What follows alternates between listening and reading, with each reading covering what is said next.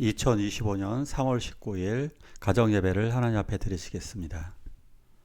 거룩하시고 자비로우신 아버지 하나님, 주님의 자비롭고 거룩하심으로 우리를 지켜주시고 보호하심에 감사옵나이다. 하나님께 찬양할 수 있는 입술을 허락하여 주시고 하나님께 기도할 수 있는 입술을 주심에 감사옵나이다. 우리들의 삶 속에서 찬미가 넘쳐나게 하여 주시고 하나님을 향한 하나님께 대한 사랑의 고백도 많아지길 원합니다. 또한 저희들이 기도할 때 하나님께서 그 기도에 응답하심으로 말미암아 우리 하나님을 찬양하며 우리 하나님께 감사하며 그리고 많은 사람들에게 하나님이 행하신 일들을 간증하고 드러내게 하여 주시옵소서. 이 땅에 주의 나라가 이루어지게 하여 주시옵소서. 예배하는 주의 자녀들에게 평강과 은혜를 더하여 주시옵소서. 예수님의 이름으로 기도하옵나이다. 아멘. 사도신경으로 신앙 고백하십니다. 전능하사 천지를 만드신 하나님 아버지를 내가 믿사오며 그 외아들 우리 주 예수 그리스도를 믿사오니 이는 성령으로 잉태하사 동정녀 마리아에게 나시고 본디오 빌라도에게 고난을 받으사 십자가에 못 박혀 죽으시고 장사한 지 사흘 만에 죽은 자 가운데서 다시 살아나시며 하늘에 오르사 전능하신 하나님 우편에 앉아 계시다가 저리로서 산 자와 죽은 자를 심판하러 오시리라. 성령을 믿사오며 거룩한 공예와 성도가 서로 교통하는 것과 죄를 사하여 주시는 것과 몸이 다시 사는 것과 영원히 사는 것을 믿사옵나이다. 아멘.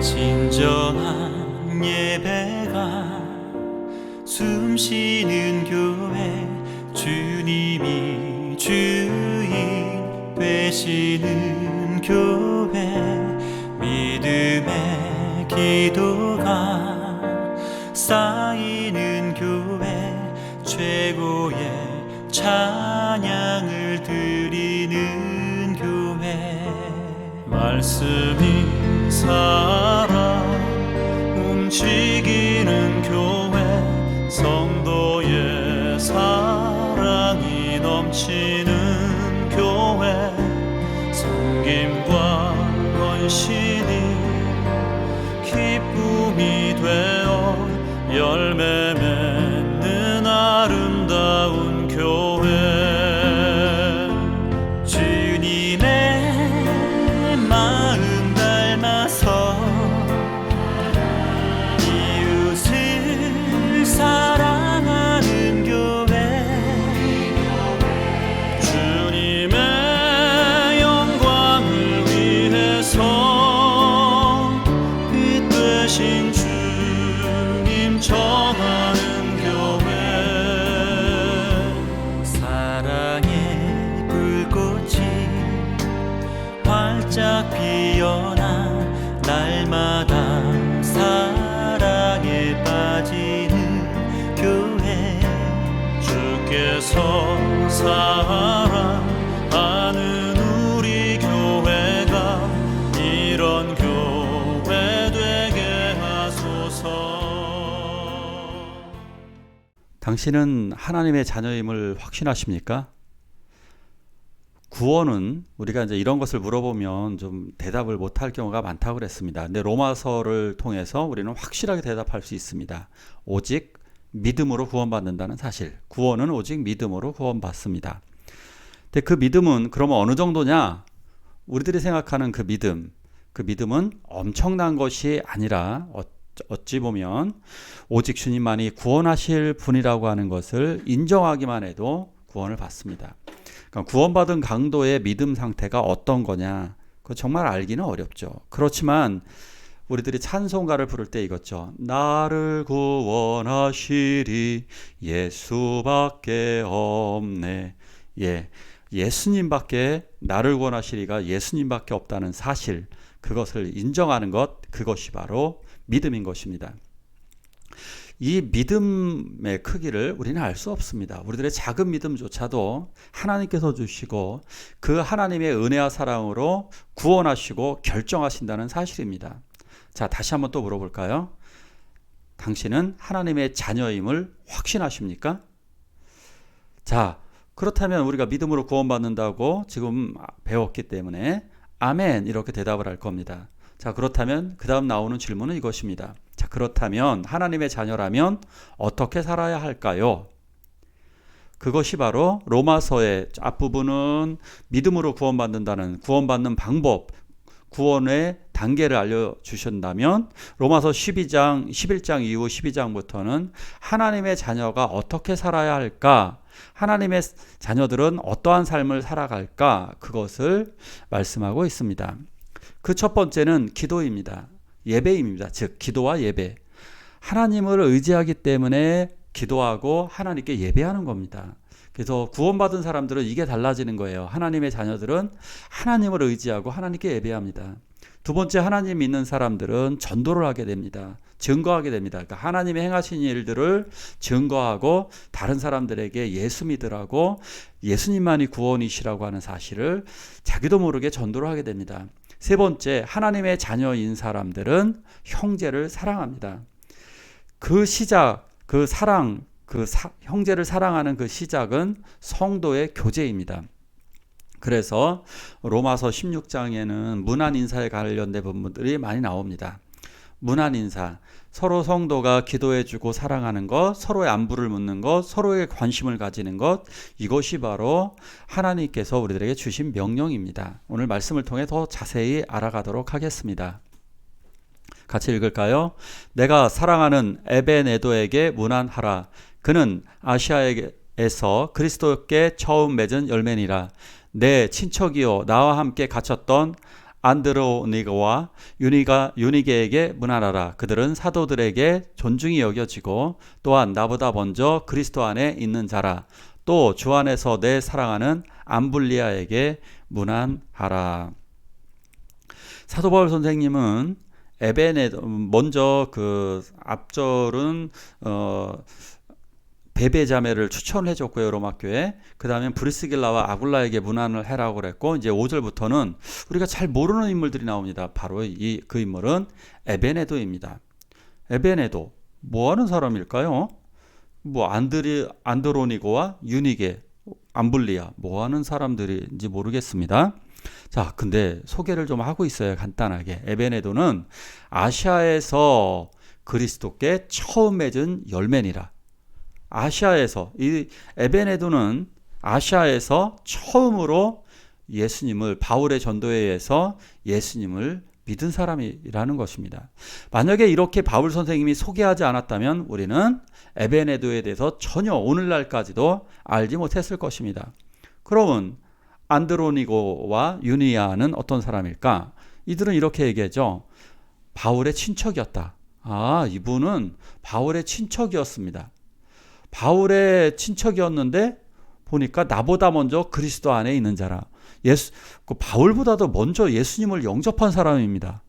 와, 어떤 경로로 전해졌는지 모르지만 어쨌든 사도 바울보다 먼저 예수 그리스도를 영접하고 믿었던 사람입니다. 이들이 바울과 함께 예수님의 사역을 힘있게 선교를 감당했습니다. 그래서 함께, 자, 이들은 어떠한 특징이 있느냐? 갇혔던 사람이다. 갇혔다라고 하는 것은 이런 거죠. 감옥에 갇혀 있었다는 겁니다. 바울 선생이 감옥에 갇혀 있을 때 감옥에 함께 복음을 전하다 함께 고통을 당했던 사람이라는 것입니다. 그런데 그러기 때문에 이러한 정말 철저한 헌신과 충성으로 말미암아 그들은 사도들에게 존중이 여겨졌다. 사도들에게 그리고 교회에게 존중을 받았던 사람들이다. 이렇게 일컫고 있습니다. 놀랍습니다. 이것이 성도의 문안 인사의 이유인 것입니다. 교제의 이유인 것입니다. 이들은 바울 때문에 잊혀지지 않았습니다. 문안 인사 때문에, 교회가 서로 이렇게 문안하고 인사하고 사랑하는 것 때문에 이렇게 잊혀지지 아니하고 기억되고 있는 것입니다. 기억되는 정도가 아니라 이들의 삶은 우리들에게 본보기, 당시에도 본보기였고 지금도 이러한 본보기가 되는 것입니다. 암블리아 역시 암블리아에게 특별히 무슨 어떤 행동을 했다는 것은 없습니다. 그러나 주 안에서 내 사랑하는 암블리아라고 말하고 있습니다. 사랑하는 존재였다. 역시 신실하게 하나님의 일을 감당했고 바울을 사랑해 주었던 사람이다. 이렇게 느낄 수가 있는 것입니다. 이런 것이 바로 성도들끼리의 문안 인사, 교제의 아름다움입니다. 교제하지 않으면 내가 하나님의 자녀가 아닌 것입니다. 예를 들어서 이런 겁니다. 저희 이제 아들, 딸들이 이제 먼데 사는 사촌들을 만났습니다. 그 대구에도 사촌들이 살고 있는데요. 제 딸 아이가 딸이 이렇게 말을 하더라고요. 아빠, 우리 집안에도 사촌 오빠를 보고 말하는 거예요. 우리 집안에도 저렇게 멋지고 잘생긴 사람이 있었나요? 이렇게 이야기를 하더라고요. 너무 오랫동안 안 보면 사촌도 남처럼 되어지고 식구라고 생각되어지도 않는 것입니다. 하나님의 사람들은, 우리들은 예수 그리스도 이름으로 구원을 받았고 하나님의 자녀가 되었습니다. 자, 그렇기 때문에 우리들이 이 믿음의 선한 교제, 식구이기 때문에, 우리는 한 자녀이기 때문에, 하나님 안에서 그리스도 안에 한 형제자매가 되었기 때문에 우리들은 아름다운 믿음의 교제, 사랑의 교제가 우리들에게 있어야 하는 것입니다. 그래서 광고 시간에 인사를 시키는 교회가 있잖아요. 저희 교회도 꼭 광고 시간에 서로 인사를 시키는 이유, 그게 뭘까요? 우리들은 한 가족이라는 사실입니다. 왜 밥 먹을까요? 우리 식구라는 단어 다 아시잖아요. 식구, 같이 밥 먹는 사람은 한 가족입니다. 예배 후에 교회에서 식사를 해야 되는 이유, 우리가 한 가족이기 때문입니다. 목사님들 왜 신방을 할까요? 물론 어려운 분들을 돕기 위함이고 말씀으로 권면하고 예배드리기 위함이기도 합니다. 그러나 그것은 정확한 의미에서는 사랑입니다. 형제끼리 서로 방문하고 그리스도의 이름으로 축복하며 그리스도의 말씀을 전하는 시간입니다. 구역 예배는 뭘까요? 그것도 성도들의 교제를 통한 예배. 그래서 구역 예배는 사실상 교제의 예배이고 사랑의 예배인 것입니다. 이것을 통해서 우리들은 이러한 여러 가지 행사들을 통해서 서로의 고통을 나누고 기도 제목도 나누고 서로의 수고를 인정하고 서로의 고통을, 불쌍함을, 어려움을 돕기 위함인 것입니다. 우리들은 하나님의 자녀이기 때문입니다. 저는 오래전에 약간 이런 부분들은 한국교회가 문제가 되는데요. 문제가 되는 부분이 뭐냐? 다른 교회 성도와는 별로 친하지 않은 것. 예를 들어서 직장에서는 같은 교회가 아닌 분들이 굉장히 많습니다. 우리들이 다니는 학교나 직장이나 우리들의 공간에서는 같은 교회가 아닌 분들이 굉장히 많습니다. 이런 분들끼리 우리가 그리스도인이기 때문에 믿음의 선한 교제를 나누시기를 부탁드리겠습니다. 왜냐하면 이것이 하나님의 자녀입니다. 여기도 다 같은 교회가 아닙니다. 다 다른 교회입니다. 이 사람들이 서로가 다른 교회이지만 또 이 편지를 보내는 대상이 로마 교회거든요. 로마 교회, 온 지구가 그리스도의 자녀이기 때문에 믿음의 교제를 나누어야 됩니다. 저와 친했던 그 친구가 안수 집사님이고 또 아내분은 권사님이신데요. 저하고 만나면은 자기 자랑을 굉장히 많이 합니다. 자기 교회 자랑, 자기 집 자랑, 이런 자랑 굉장히 많이 합니다.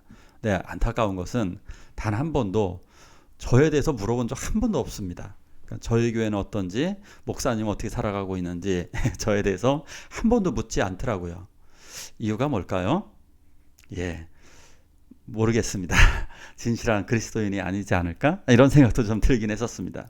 근데 우리가 성도들이 서로 반가워하지 않는다면 우리가 그리스도인으로서 뭔가 부족한 것이 아닐까요? 그러니까 사랑이 부족한 그리스도인들, 이런 부분들은 좀 어려움이 서로에게 있게 되는 겁니다. 왜냐하면 우리들은 서로 기도해야 하고 서로 도와야 되기 때문입니다.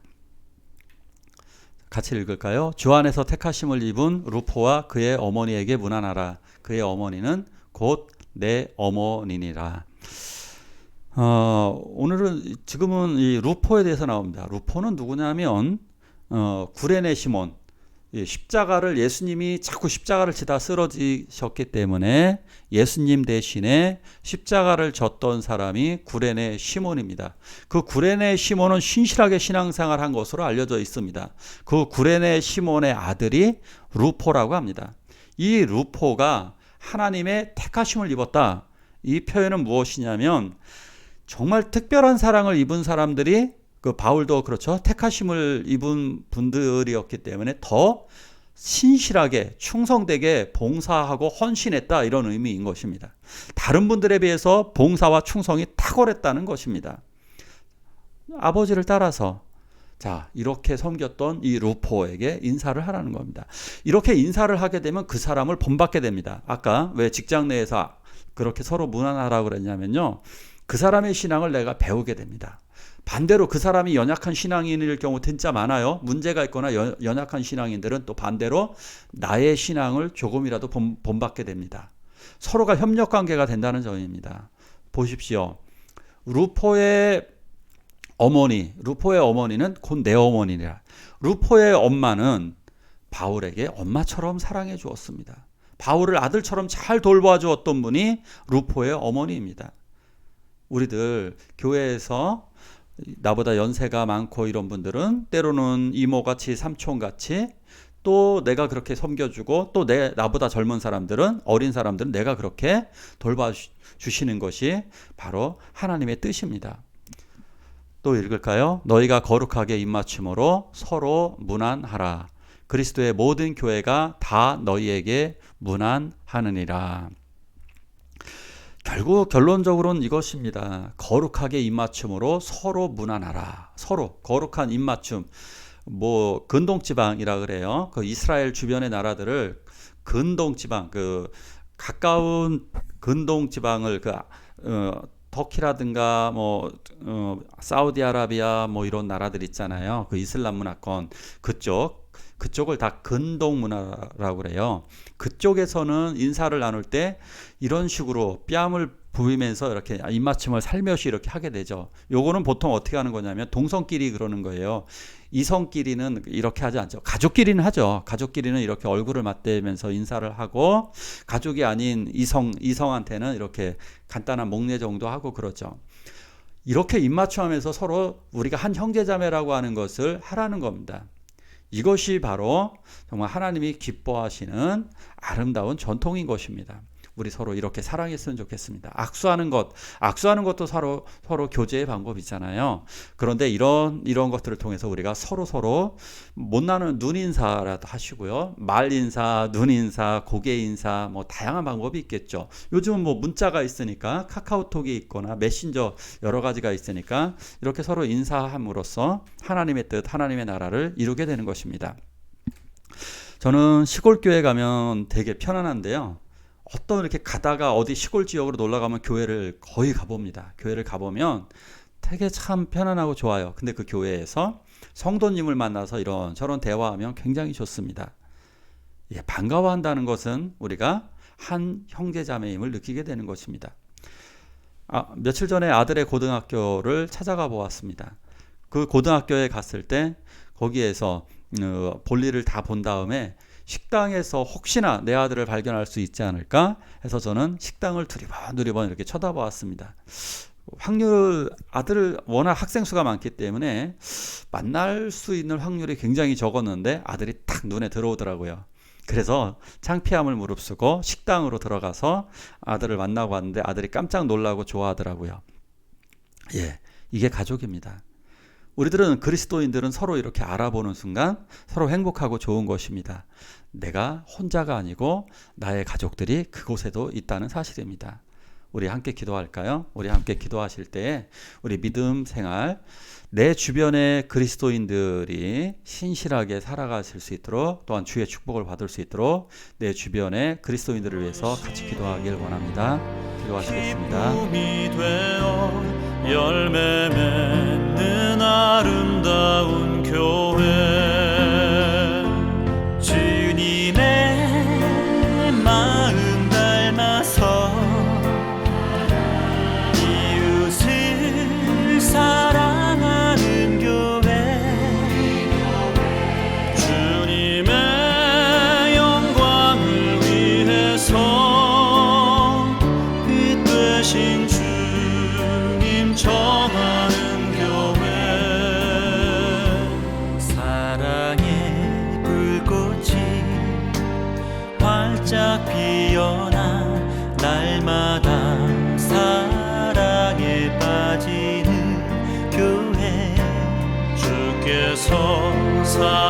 사랑하는 우리 교회가 이런 교회 되게 하소서. 주기도문으로 예배를 마치도록 하겠습니다.